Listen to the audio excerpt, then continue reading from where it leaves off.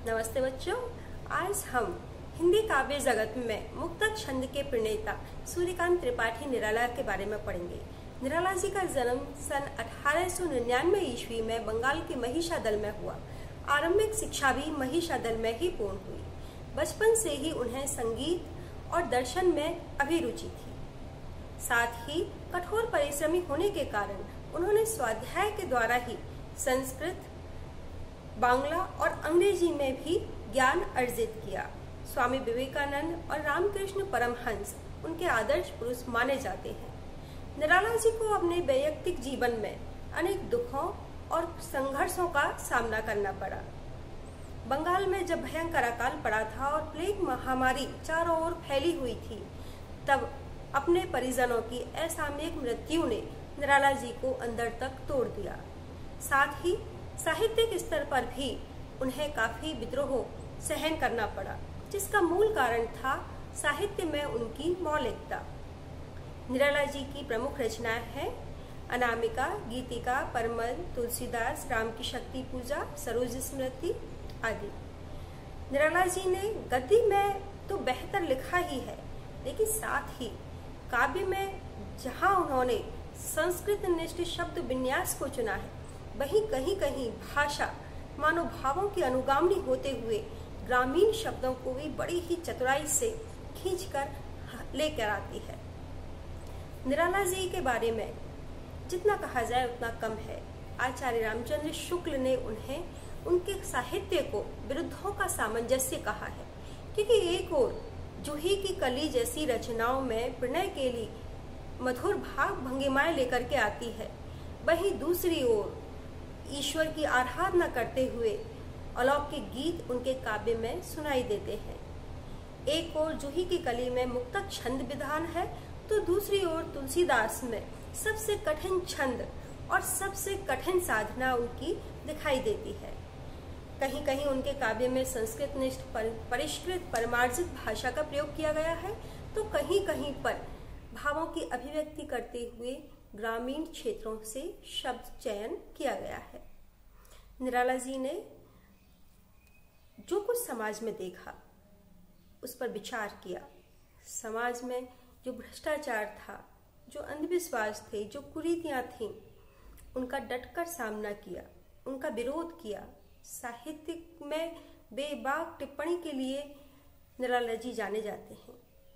तो यहाँ हम उनकी दो कविताएं बादल राग और फागुन के बारे में एक बहुत ही प्यारी सी कविता पढ़ेंगे। तो आइए शुरू करते हैं। निराला जी की उत्साह कविता। बादल गरजो, घेर घेर घोर गगन, धाराधर ओ, ललित ललित काले घुंघराले, बाल कल्पना के से पाले, विद्युत छवि उर्मे कवि नव जीवन वाले, वज्र छिपा नूतन कविता फिर भर दो, बादल गरजो।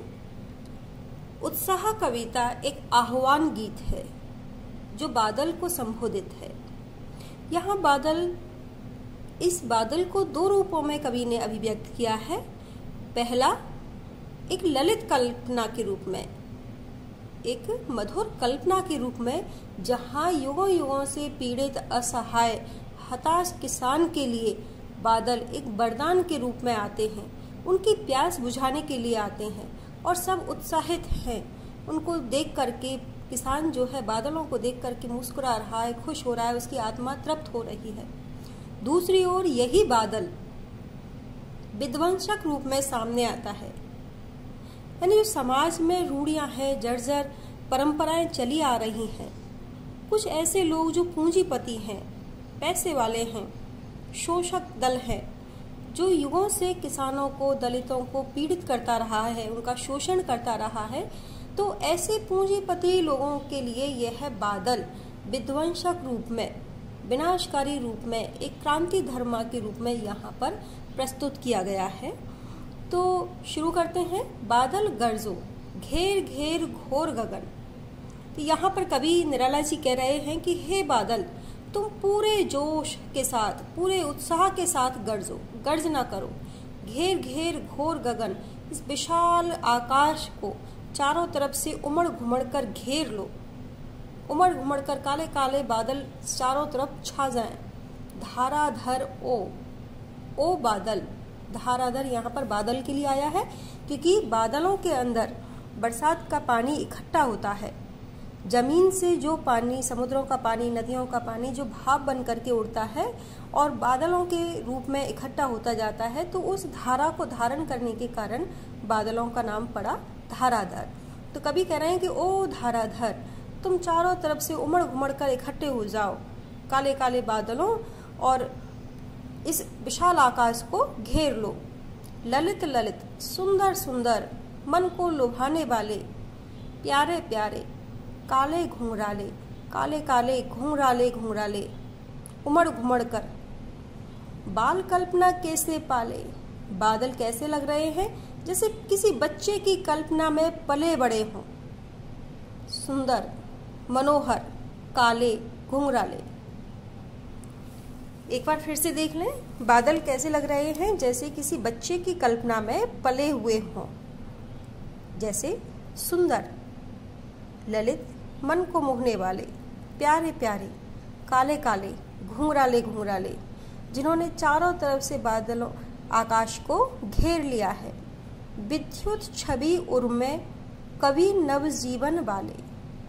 यहाँ एक ही पंक्ति में काफी सारे भावों को अभिव्यक्त कर दिया गया है।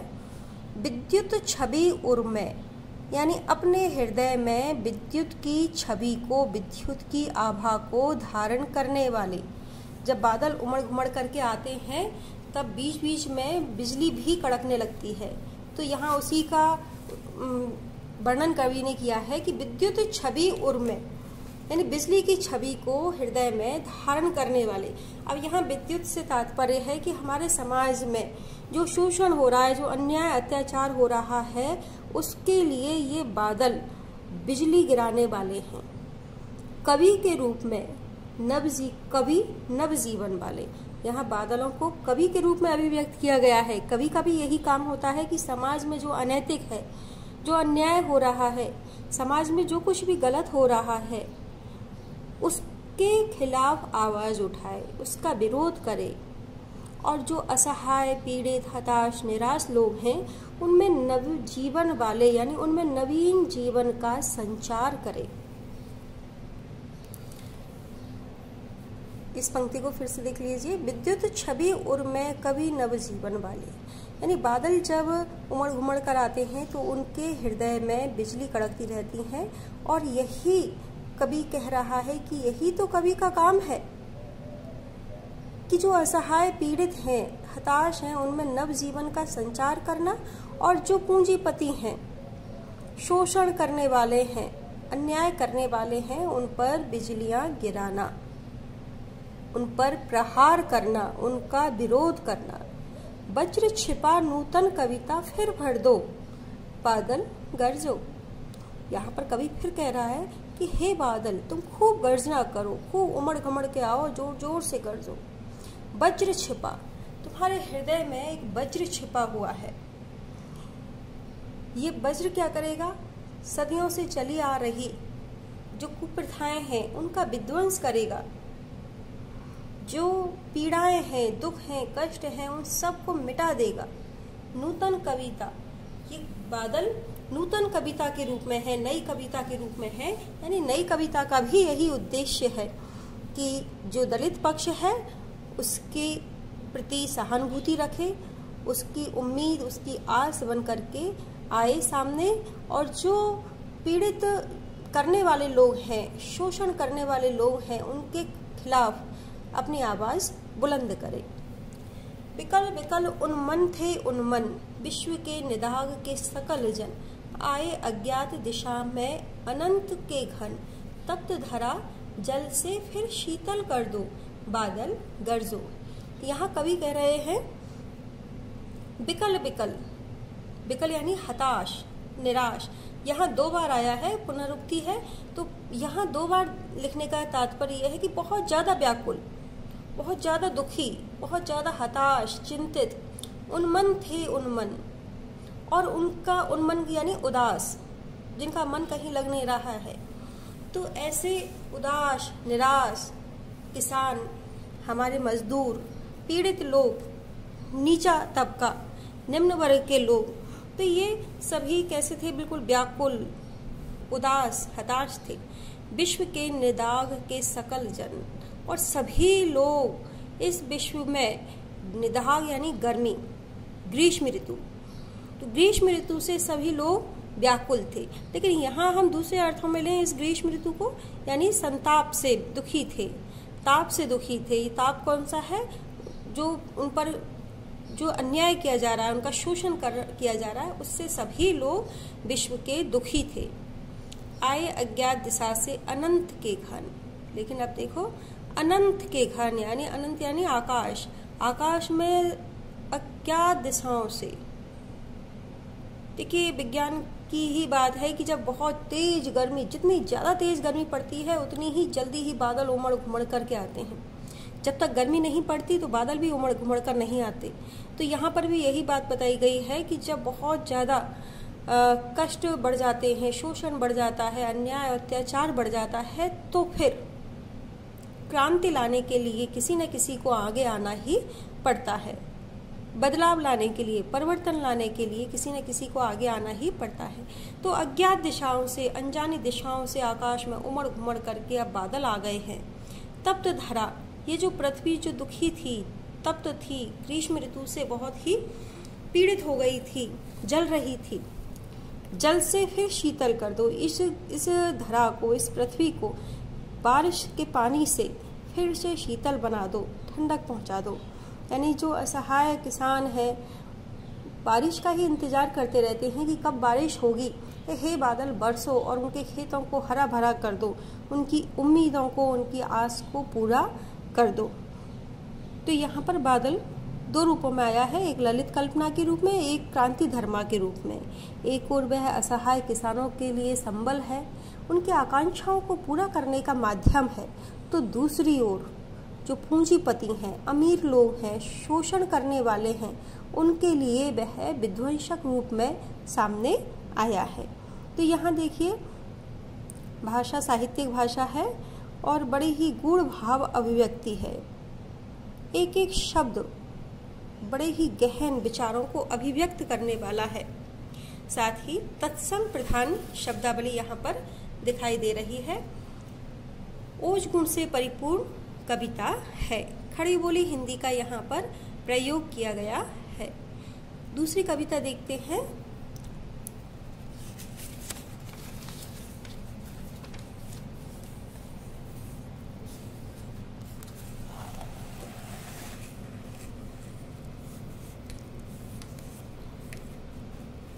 अट नहीं रही है आभा फागुन की, तन सट नहीं रही है, कहीं सांस लेते हो घर घर भर देते हो, उड़ने को नभ में तुम पर कर देते हो, आंखें हटाता हूँ तो हट नहीं रही है, पत्तों से लदी डाल, कहीं हरी कहीं लाल।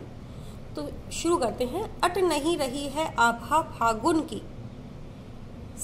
तन सट नहीं रही है। तो यहाँ पर देखिए कवि ने बड़े ही मनोहर रूप से फागुन के महीने में चारों तरफ जो हरियाली है, जो मादकता है, प्रकृति का जो सुरम्य रूप है, सौंदर्य है, उसका वर्णन किया है। देखिए सर्दी के मौसम में प्रकृति ठुठुरी रहती है, जड़ हो जाती है, बेजान सी हो जाती है। लेकिन सर्दी जाने के बाद में बसंत आता है और और बसंत के पास ही जब फागुन का महीना आने लगता है, फागुन का महीना जब आता है तो प्रकृति फिर से बड़े ही मन भावन रूप में हमारे सामने होती है। तो यहाँ उसी का वर्णन किया गया है। अट नहीं रही है यानी समा नहीं रही है। अट से तात्पर्य है समान, समाना। तो अट नहीं रही है आभा फागुन की, फागुन की शोभा, फागुन की जो शोभा है वह कहीं समा ही नहीं रही है, तन सट नहीं रही है और तन में समाए नहीं समा रही, यानी तन फूले नहीं समा रहा है। खुशी के मारे मन जो है प्रफुल्लित हो रहा है, तन में कहीं खुशियां समा ही नहीं रही हैं। ऐसे क्योंकि फागुन के महीने में चारों तरफ हरियाली ही हरियाली और प्रकृति अपने मधुर रूप में दिखाई दे रही है। कहीं सांस लेते हो घर घर भर देते हो, उड़ने को नभ में तुम पर कर देते हो। अब ऐसे फागुन के महीने में जब हवा चल रही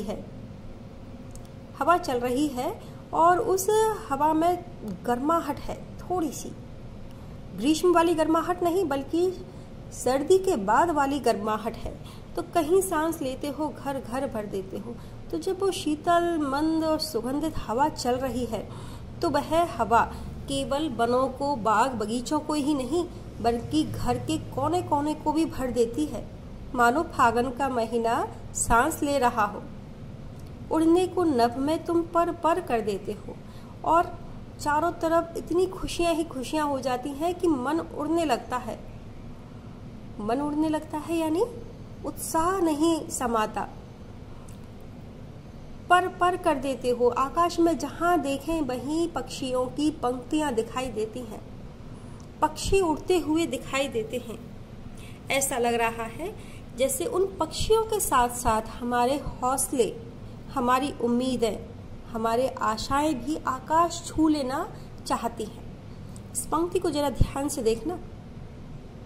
उड़ने को नभ में तुम पर कर देते हो। यहाँ एक और तो पक्षियों की ओर इशारा किया गया है जो आकाश में उड़ रहे हैं, लेकिन साथ ही मन के जो सपने हैं, मन के जो हौसले हैं, मन के जो इच्छाएं हैं, आशाएं हैं, उम्मीद है, वो सब भी मानो आकाश छू लेना चाहते हैं। इस मधुर वातावरण में आँख हटाता हूँ तो हट नहीं रही है और ऐसा लगता है इस सुरम्य वातावरण को बस देखे ही जाएं।